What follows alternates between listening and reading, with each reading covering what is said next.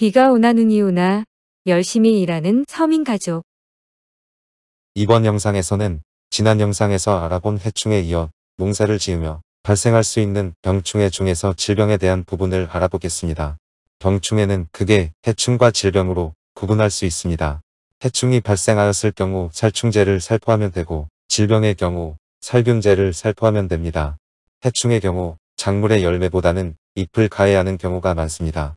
그렇기 때문에 발생 초기에 방제하여도 작물 생산에 큰 피해가 없는 경우가 많습니다.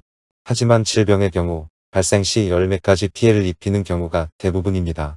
그렇기 때문에 열매가 생성되는 시기에 발생할 수 있는 질병은 적절한 시기에 예방적 방제를 실시하는 것이 좋습니다.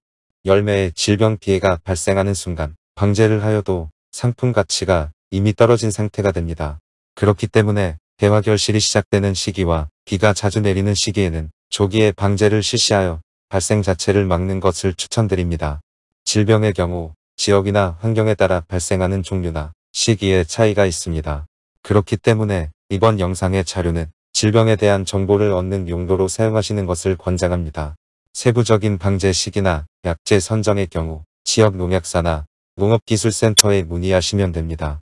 일반적 방제의 경우에도 약제를 살포할 때는 정확한 용량으로 희석하여 충분한 양을 살포하시면 됩니다. 그럼 지금부터 시기별 발생할 위험이 높은 질병에 대하여 시기별로 구분하여 자세히 알아보겠습니다. 해충의 경우 이전 영상에서 자세히 소개해 놓았으니 이전 영상을 참고해주세요. 질병의 경우 화면에 보이는 것처럼 다양한 질병 발생 위험이 있습니다. 이 중에서 중점적으로 방제해야 할 것은 탄저병과 노근병이라고 할 수 있습니다. 시기별 주요 병충해는 발견 즉시 해당 병충해 전문 방제를 위한 약제를 구입하여 살포하면 됩니다. 그렇기 때문에 앞으로 설명드릴 자료에는 방제 방법은 별도로 설명하지 않았으니 참고해주세요. 이러한 질병이 발생하는 원인은 미생물 때문입니다. 식물체에서 질병을 발생시키는 미생물의 종류로는 곰팡이, 세균, 바이러스, 파이토플라즈마 등이 있습니다. 이 중에서 곰팡이의 경우 세부적으로 진균과 사상균으로 나눠집니다. 과수원의 환경이 생육하기 적당한 조건이 되면 발생 위험이 높아집니다. 토양 상태가 불량하거나 영양분이 과다 또는 부족한 상태, 습도가 높은 상태 등과 같은 환경이 지속될수록 발생 위험이 높아집니다. 미생물에 의한 질병이 발생 시에는 정확한 원인을 분석하여 신속하게 전문약제를 살포하면 됩니다. 이러한 질병을 발생시키는 병원체가 되는 미생물은 여러 가지 방법으로 과수원 전체로 퍼지게 됩니다. 진균의 포자나 일부 세균의 경우 바람에 날려서 이동하여 퍼지게 됩니다. 곰팡이인 묵은병이나 세균인 탄저병균의 경우 수분 또는 빗물에 의해 퍼지게 됩니다. 바이러스나 파이토플라즈마의 경우 곤충에게 기생하며 곤충이 이동함에 따라서 질병을 전염시킵니다. 과수원에 비가 내리는 경우 비바람에 의해 병을 발생시키는 미생물들이 과수원 전체로 퍼지게 되고 비가 온 후 과습해진 환경에 의하여 질병이 발생하게 되는 것입니다.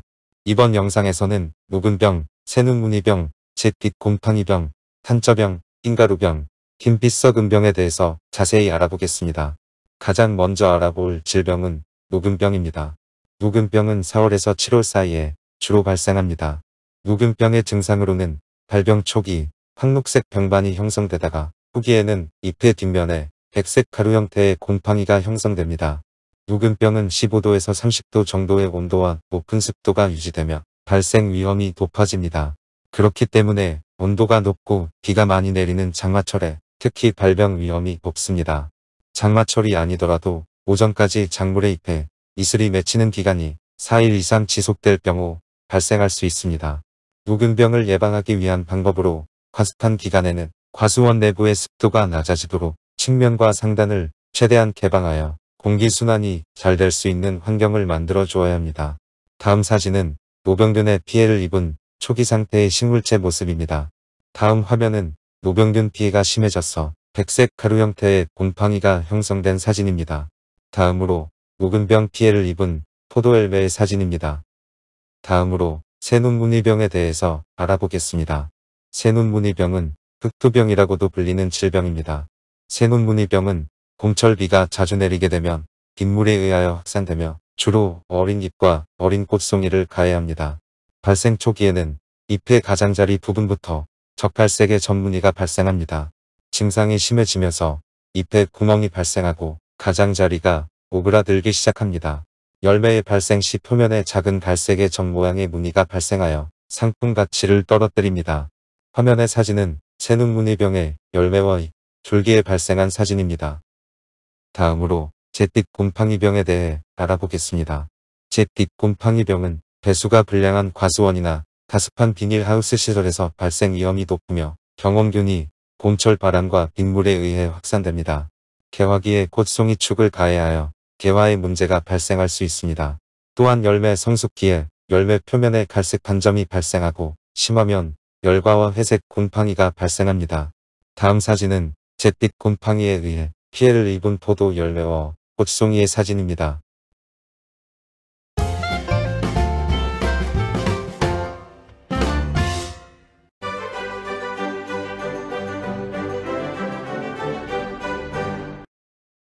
다음으로 탄저병입니다. 탄저병은 탄저균에 의하여 발생합니다. 탄저병이 발생하게 되면 잎과 과실에 피해를 끼칩니다. 피해가 발생하게 되면 잎에 갈색 얼룩이 생기며 열매에 피해가 발생할 경우 열매 표면에 갈색의 움푹 파인 상처가 발생합니다. 빗방울에 의하여 전파되므로 비가 내린 뒤 항상 과수원을 꼼꼼히 관찰할 필요가 있습니다. 탄저병은 고온 가습한 환경에서 발생 위험이 높으므로 발생 위험이 높은 환경이 조성될 때는 과수원의 측창과 상단부를 개방하여 환기가 잘 될 수 있는 환경을 만들어 주어야 합니다. 또한 식물체 표면에 수분이 많거나 이슬이 장시간 맺혀 있는 경우 발생 위험이 높습니다. 특히 과립 비대기에서부터 과립 성숙기인 7월에서 9월 사이 비가 많이 내리는 경우 발생 위험이 높습니다. 이때 빗물이 과일에 직접 닿지 않도록 조치를 취하는 것이 중요하다고 할 수 있습니다. 그러므로 비가림 시설을 활용하거나 적절한 시기에 봉지를 씌우면 탄저병 예방에 도움이 될 수 있습니다. 다음 사진은 탄저병 피해가 발생한 포도 잎의 사진입니다. 다음 사진은 탄저병 피해를 입은 포도 열매의 사진입니다. 다음으로 알아볼 질병은 흰가루병입니다. 흰가루병은 잔황균에 의하여 발생하는 질병입니다. 잎과 열매에 피해를 끼치며 발생 초기 표면이 백색으로 변하게 됩니다. 피해가 지속되면 백색이었던 표면이 회백색 포자로 덮이게 됩니다.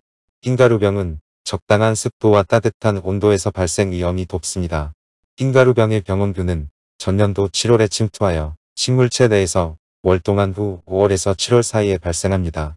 무더운 여름에는 활동이 일시적으로 정지되었다가 기온이 내려가는 가을에 다시 활동을 재개하는 특성을 가집니다. 화면의 좌측 사진은 포도잎에 흰가루병 피해를 입은 초기 상태의 포도잎 사진이며 우측 사진은 흰가루병 피해가 지속되어 회백색 포자가 발생한 사진입니다. 다음 사진은 흰가루병 피해를 입은 포도알 사진입니다. 다음으로 백부병이라고도 부르는 흰빛썩은병이다. 흰빛썩은병은 곰팡이 포자가 포도알의 상처를 통해 침입하여 발생하게 됩니다. 곰팡이 포자는 비와 바람을 통해 전염되며 비가 내린 후 20도 이상의 온도가 장기간 유지될 때 발생 위험이 높아집니다. 주로 포도알과 송이축, 송이의 지경에 발생합니다. 포도알의 발생 시 과립 성숙기에 열매가 물러지며 탈립이 발생합니다. 또한 송이축에 발생할 경우 송이축이 말라들어가며 부패가 발생하게 됩니다. 다음 사진은 흰빛썩은병 피해를 입은 포도송이의 사진입니다. 마지막으로 병충해 방제를 위해 사용하는 농약에 대한 정보를 알아보고 마치겠습니다. 여러분은 PLS라고 하는 제도에 대해서 알고 계신가요? PLS 제도는 우리나라의 농림축산식품부에서 시행하고 있는 농약 허용물질 목록 관리 제도의 영문 약자입니다. 우리가 농사를 지으면서 농약을 사용하게 되고 농약을 사용하여 생산한 작물에는 농약의 성분이 남아있을 수 있습니다. 농약 허용물질 목록 관리 제도에는 우리가 작물을 생산할 때 사용 가능한 농약과 사용 불가능한 농약의 목록을 정해 놓았습니다. 그리고 생산된 작물의 농약 잔존 시 안전 범위를 정하여 농산물 소비자가 안심하고 소비를 할 수 있도록 하는 제도입니다. PLS의 목록에 포함되어 있지 않은 농약의 경우에는 허용 기준치를 0.01kg/mg 이하로 정하고 있습니다. 농약의 성분 중 목록에 포함되지 않지만 PLS 기준이 적용되지 않은 성분들이 있습니다. 첫 번째는 독성이 현저히 낮아 인체에 위해 가능성이 없는 성분입니다. 두 번째는 식품에 전혀 잔류되지 않는 성분입니다. 세 번째는 자연계에 존재하여 해당 식품에 포함되어 있으므로 구분이 어려운 성분입니다. 네 번째는 안정성이 확보된 천연식물보호제 성분입니다.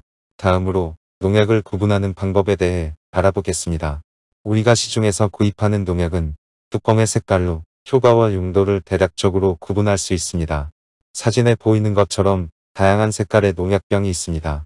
색깔별로 살균제는 분홍색, 살충제는 초록색, 선택성 제초제는 노란색, 비선택성 제초제는 빨간색, 생장조절제는 파란색, 기타 약제는 흰색의 뚜껑을 가지고 있는 것을 볼 수 있습니다. 지금까지 시청해주셔서 감사합니다. 궁금한 내용이나 하고 싶은 말씀은 댓글로 달아주세요. 밤낮 없이 열심히 답변하겠습니다. 마지막으로 돈이 들지 않는 좋아요와 구독을 눌러주셔서 더 좋은 영상을 만들 수 있도록 도와주세요.